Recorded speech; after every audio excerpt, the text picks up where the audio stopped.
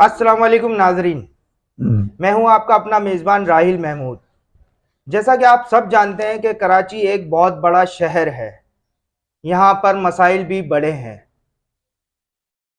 यहाँ पर कराची एक माफियाज का गढ़ बन चुका है, जहाँ पर शहरी बहुत परेशान हैं। शहरी के साथ माफिया हमेशा जद में रहे हैं। तो हम आज इसी एक टॉपिक पे बात करेंगे, जो एक बड़ा मसला है, लैंड माफिया और कब्जा माफिया। ये हमारे शहरियों को आसान इकसात में सस्ती ज़मीनों के नाम पर ज़मीनें देते हैं, और फिर जब उनकी पेमेंट्स पूरी हो जाती हैं, सारे वाजिबात अदा हो जाते हैं, तो उसके बाद उन्हें वो प्लॉट्स की शक्ल में ज़मीनें दे दी जाती हैं।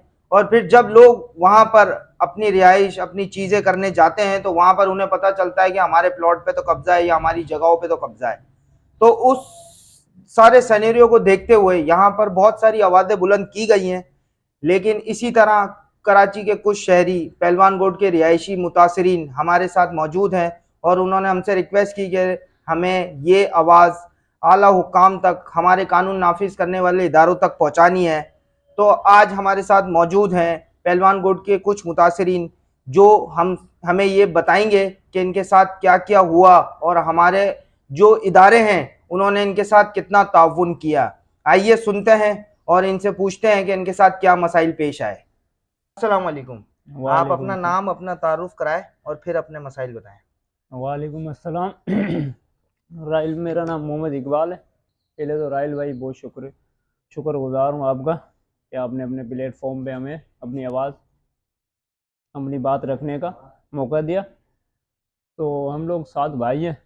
हम लोग में मोटर वाइंडिंग का काम करते हैं। तो हम लोगों ने 2015 में कारी इमरान से एक प्लॉट ख़रीदा था, 2 प्लॉट खरीदे थे। तो 2018 तक हम उसकी किस्तें पे करते रहे। 2018 में जब हमारी किस्तें उसकी क्लियर हो गई तो हमें फ़ाइल दी गई उसकी L29 और L30। तो फिर हम लोगों ने कुछ मेहनत मजदूरी करी। 2018 में वालिद साहब का भी इंतकाल हो गया। तो 2021 में हमने कुछ पैसे वैसे जमा करके उसके ऊपर काम स्टार्ट कराया, किचन बनवाया, वाशरूम बनवाया, 2 कमरे बनवाए। तो उधर गैस और बिजली ना होने की वजह से तो हम रिहाइश नहीं कर पाए वहाँ। तो हम पिलवान कोट में रहने वाले हैं, तो थोड़ा दूर भी पड़ रहा था हमें आने जाने के लिए। तो इसलिए हम लोगों ने रिहाइश नहीं करी वहाँ पर। तो हमने ताला मार के छोड़ दिया वहीं पर। तो हम जाते थे कभी कभार, महीने डेढ़ 2 महीने बाद चक्कर मारते थे ऐसे ही। तो अभी 2024 के अंदर महंगाई इतनी है तो किराया अफोर्ड नहीं कर पा रहे, कारोबार है नहीं आजकल। तो इसलिए हमने सोचा कि चलो अपने ही घर में जाके रिहाइश कर लें। तो लेकिन कुछ लोग थे बीच में हमें बताते कि आपकी लोग जगह पे कब्जा किया जा रहा है और इस तरह के लोग आते हैं। ये ऐसा बहुत सारी जगहों पे देखा गया है कि आपने किस्तें ले ली, प्लॉट ले लिया, किस्तें भर दी, प्लॉट आपके नाम पे हो गया, उसके बाद भी आपको ये आवाज आई कि आपके प्लॉट पे कब्जा हो गया है। जी। फिर क्या किया आपने? तो हम वहाँ गए तो हम कारी से मिले, तो कारी ने कहा कि ऐसा कुछ भी नहीं है। और जो हमारी जगह के ऊपर काम किया था वो कारी के वाली साहब ने किया था, उसको हमने पैसे दिए थे उसको बनाने के लिए। तो फिर भी एक हमने अपने दिली तसल्ली के लिए हमने थाने में एप्लीकेशन दे दी कि ऐसे ऐसे हमें बात सुनाई यार, लोग बता रहे हैं कि इस तरह आपकी प्लॉट पे कब्जा किया जा रहा है। तो 2024 में जब हम बनाने गए 5 मार्च को, तो मैं था, छोटा भाई था, दोस्त था। तो हमने बोला कि चलो अभी इस पर रिहाइश करते हैं, महंगाई बहुत हो गई है, किराया नहीं अफोर्ड हो रहा है। तो हमें कुछ सामान की ज़रूरत थी। तो मैं मार्केट चला गया कुछ ख़रीदारी करने, भाई को और दोस्त को वहाँ छोड़ गया। फाइल भी हमारे साथ भी थी और कुछ पैसे थे इनके पास। तो जब मैं वहाँ गया तो मेरे पास फ़ोन आया कि ऐसे ऐसे कुछ लोग 18-20 बंदे आए हुए हैं और प्लॉट के बाहर खड़े हुए हैं, तो और आपके भाई और दोस्त को डरा रहे हैं, उनसे लड़ रहे हैं, मार रहे पीट रहे हैं उनको। तो मैं जल्द से जल्द वहाँ आने की मतलब कुछ कोशिश लोग करी। आपके प्लॉट पे आ चुके थे, जी। आप अंदर अपने प्लॉट में मौजूद थे? जी, भाई उसके और दोस्त मौजूद था, मैं अच्छा, गया हुआ था वहीं। आप नहीं थे वहां पर? मैं नहीं था उस टाइम। तो ये वाले भाई मौजूद जी थे? ये जी, आप बताइए नाम बता। क्या हुआ था वहां पर, जो ये बता रहे हैं कि हमारे प्लॉट थे और हम अंदर मौजूद थे और कुछ लोग यरगमाल बनाने आ गए आप लोगों को, वो क्या था बात? सलामकुम सर, हम अंदर खड़े हुए थे तो क्या नाम है, सफाई वगैरह कर रहे थे प्लाट के अंदर। मैं था, मेरा दोस्त था, तो गेट भी अंदर से बंद था। जब वहाँ पे हम सफाई वगैरह कर रहे थे तो कुछ लोग आ गए थे, गेट भी बजाया और आवाज़ें भी लगाई। हमने कहा पता नहीं कौन आ गया है। तो हमने गेट के अंदर से जब देखा तो एक गाड़ी खड़ी हुई थी आल्टो वाइट कलर की, उसके पीछे प्रेस लिखा हुआ था। तो हम लोग बहुत डर गए थे। वो काफ़ी लोग, हम लोगों ने क्लाशन वगैरह भी उनके पास देखी, पिस्टल वगैरह भी देखी। हम तो अंदर थे, डर गए थे। तो उसके बाद हम लोगों ने अंदर बैठे बैठे 15 को कॉल की। जब 15 वहाँ पे आई तो हम लोगों ने अपना दरवाज़ा खोल दिया। दरवाज़ा खोलने के बाद हम जब बाहर निकले तो 15 वाले उन लोगों के साथ मिल रहे थे। वो अल्लाह जानता है कौन थे, हम नहीं जानते उनको। उनके साथ मिल रहे थे मतलब कि आपने 15 बुलाई, पुलिस मददगार आपके पास पहुंची थी? जी सर, बिल्कुल पहुंची थी। लेकिन वो मिर्री उनके साथ थी जो लोग आए हुए थे, हमारी बात नहीं सुनी। तो उसके बाद 15 ने ये बोल के चले गया कि तुम लोग वहाँ थाने में आ जाओ, जो भी बात है वहाँ पे करें। हम लोगों ने 15 वालों को कहा था कि हमारे साथ ये मसला हुआ है, यहाँ पे ये अल्लाह जानता कौन है, हमें तो नहीं है पता। तो उसके बाद 15 वाले चले गए। हम लोगों को फिर उन लोगों ने पकड़ा और मारा वहाँ पे। कहा कि किस लिए तुम यहाँ पे आए हो, कौन आए हो, तुम्हारे सामने 15 आई है, वो वापसी चली गई है। यहाँ पे हमारे अलावा कोई नहीं आता, यहाँ पे सारी चीज़ें हम देखते हैं। उसके अलावा क्या नाम है, उसके अलावा ये फिर हम लोगों को मारा, ताले की चाबी छीन ली हमसे। वहाँ पे हम लोगों को मारा पीटा। उसके बाद क्या नाम है, हमसे पूछने लगे कि तुम्हारे पास क्या सबूत है, किस लिए तुम यहाँ पे आए हो, तुम्हारी ये जगह हम कैसे मान।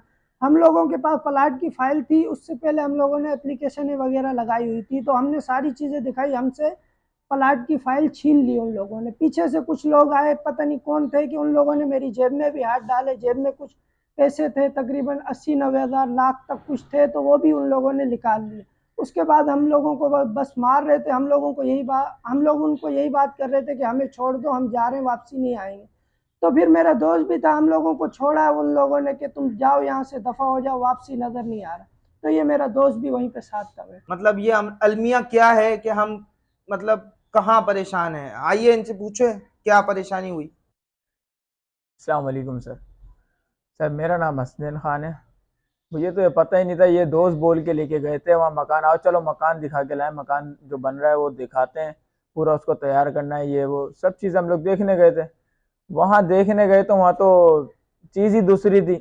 वहाँ पहुँचे हम लोग, अंदर गए, 10 मिनट तक तो हम अंदर ही थे, कुछ भी नहीं था। 10 मिनट के बाद दोस्त का भाई चला गया। उसके बाद देखते हैं हम 10-15 लड़के 20 लड़के आ गए गाड़ी के अंदर। आने के बाद बस वही जो उन्होंने मारना है पीटना, वो मार रहे थे, ना आगे देख रहे ना पीछे देख रहे। मारने के बाद उन्होंने बोला यहाँ आए कैसे हो, यहाँ तो ऐसे हमारी बगैर इजाजत के नहीं आता, तुम यहाँ कैसे आए हो। तो मैंने बोला सर हम लोगों ने तो यहाँ पर एप्लीकेशन भी लगाई है, और हम कल भी आए थे, आज भी आए, कल हम आए थे वापसी चले गए थे, अभी आज हम आए, घर का काम करवाना था इस वजह से। तो भाई इसके अलावा और कोई बात नहीं, हम लोग वापसी जाने लगे। उन्होंने बोला आज आ गए, आज के बाद यहाँ वापसी आए ना तो अच्छी बात नहीं। उसमें से पीछे से एक आदमी आवाज देता है, लड़का टाइप था पठान, वो उसको बोलता है सर इनकी वीडियो बना लें, ये जिसने इनको भेजा है ना ये उसको जाके कम से कम दिखाएं। तो उसने गाली बक के रोका हमें, रुके। मैंने जी सर। बोला हाँ जिस एसएचओ ने तुम्हें भेजा बताओ ना किसने ताला टूटवाया था। मैंने सर किसी ने नहीं बोला, बोल एसएचओ ने बोला था हमें। तो मैंने सर हमें तो बोला बोलता है या मारूं। उसके बाद मिनी रिपीटर थी एक, उसने ये बोला। मैंने बोला ठीक है सर, हमें एसएचओ साहब ने भेजा था रात में, उन्होंने बोला ताला तोड़ने का, या उन्होंने बोला कि ताला, कहने को ताला तो हमारा अपना लगा हुआ था, मकान हमारा अपना है, हर चीज अपनी है। हैरत इस बात की हो रही है कि 15 आई है और वो उनसे मिलके गई है। सिर्फ दुख इस बात का है कि हमारी जो गवर्नमेंट है वो हमारे साथ नहीं है। हमारे पास अपने कागजात है मकान के, हर चीज है, एक एक चीज लेके गए, फिर भी हमारे साथ कोई खड़ा हुआ नहीं मतलब था। हम कैसे यकीन करें कि आप ये बातें सारी सच बोल रहे हो? मतलब आपने एप्लीकेशन भी दी सर है, ये है चीजों ना का हमारे बयान पास, भी है। ये हमारे पास है, आपके एक एक चीज हम आपको दिखाएंगे, एक एक चीज आपको मैं दिखाएंगे। कैमरामैन से गुजारिश करूंगा कि इन ये चीजों को देखें, जरा जूम करें कि ये ये एप्लीकेशन देखें, इन्होंने थाने में दी हुई है। ये देखें, ये एक ये एप्लीकेशन कागजात इन्होंने हैं पूरे। थाने में दी हुई है 3 मार्च को। ये एक एप्लीकेशन दी हुई है इन्होंने, और ये डॉक्यूमेंट्स हैं पूरी फाइल के ओरिजिनल, जो इनके पास ये रसीदें हैं जो इन्होंने पेड की हुई हैं, बिलिंग ये प्लॉट की, और 29 ये की है, नक्शा भी है प्लॉट का। सब चीजें हैं सर इसमें, हर चीज है। ये देख, यही गुजारिश है आपके प्लेटफॉर्म के ज़रिए से कि डीआईजी, डीएसपी, एसपी तक हमारी आवाज़ पहुंचाई जाए और हमें इंसाफ दिलाया जाए, हमारी जगह हमें वापस दी जाए। गरीब लोग हैं हम लोग, बड़ी मुश्किलों से खरीदी है, और ताकि हम उसमें अपने सर छुपा सकें इस महंगाई के दौर में। और कारी इमरान इस टाइम हमारे राब्ते में नहीं है, ना हमारा फ़ोन उठा रहा है, ना हमसे मिल रहा है। और उसके वालिद के पास जब हम गए तो उसने कहा कि तुम जानो कारी इमरान जाने, मेरा कोई वास्ता नहीं है। और जबकि हमने थाने में भी एक उसकी एप्लीकेशन लगाई है, तो थाने वाले तो खुद परेशान है, बोले कारी इमरान की इतनी तो FIR है, तुम एक और दे दोगे, ये भी हम रख देंगे उठा के, कर लेते हैं बेटा कर लेते हैं। बस ये उन्होंने बोल के तसल्ली दे दी है अभी हमें, बस इसके अलावा और हमें उन्होंने भी कुछ नहीं कहा। सर अभी हम बस यही चाहते हैं कि हमारी जो इतने मेहनत जो लगी हुई है वहाँ पे वो वापसी मिल जाए, हम अपना वहाँ पे घर बना लें और वहाँ पे रिहाइश कर लें। सारे इदारों से बस ये रिक्वेस्ट है कि हमारी ये आवाज़ सुनी जाए। मतलब ये इनके पास हर चीज़ के डॉक्यूमेंट्स हैं, हर चीज़ है इनके पास, लेकिन ये फिर भी अपने घर में लुटे हैं, अपने घर में मार पड़ी है इनको, अपने घर में ही इनके साथ सब कुछ हुआ है, लेकिन ये कहते हैं कि हमारा सुनने वाला कोई नहीं। तो हम अपने प्लेटफॉर्म से कोशिश करेंगे अपने नाजरीन को और अपने आला हुक्काम तक ये बात पहुंचाएं कि इनके साथ जो ताउन हो सके वो किया जाए, और कारी इमरान जैसे जो लोग हैं, जो इनको प्लॉट बेचते हैं, जो इनसे ये ज़मीनों का कारोबार करते हैं, ये इनको डिलीवर क्यों नहीं करते? ये परेशानियां लोगों के साथ क्यों पेश आती हैं?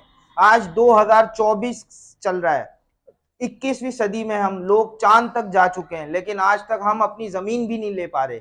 अपने दिए हुए पैसे, अपने दिए हुए सारी जायदादें वो हम अपने गरीब लोग वापस नहीं ले सकते। तो मैं इदारों को तो खैर कुछ नहीं कह सकते, इदारों में कुछ लोग होते हैं जो अपना काम ईमानदारी से नहीं करते।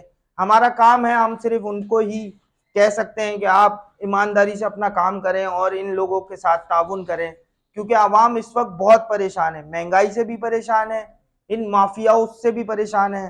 तो हम चाहते हैं अपने प्लेटफॉर्म से कि हम इन लोगों की जो मदद कर सकें वो करें।